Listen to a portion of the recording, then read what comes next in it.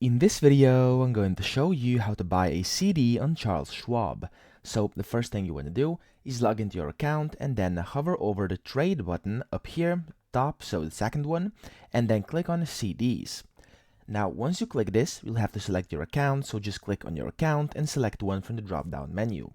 Over here, you then have to scroll down, and then you will see all the CDs from different banks over here. Now, there will be a lot more. There's just a screenshot from a sample over here, and then once you find one that interests you, you want to simply click on the bank's name to see a detailed description. Now, this will give you all the details and all the information you have to know before making an investment.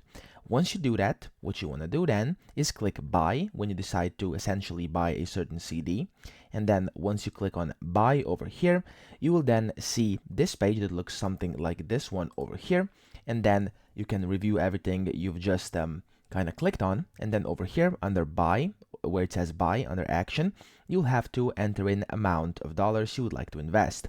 So mind you, this is in the thousands. So as you can see, there's those three zeros over here, which means that if you type in, for example, 10, this will be 10,000. If you type in 50, 50,000, 100, 100,000, etc. Okay, so you then can select if you want to have an auto rollover and for how many months, and then you can see your order type is limit price 100, and then timing is fill or kill.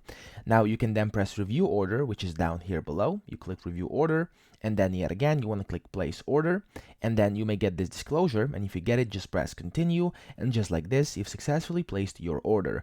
And that's pretty much it. That's how to buy a CD on Charles Schwab. I hope this video helped you out, and if it did, please subscribe to the channel and help me out as well.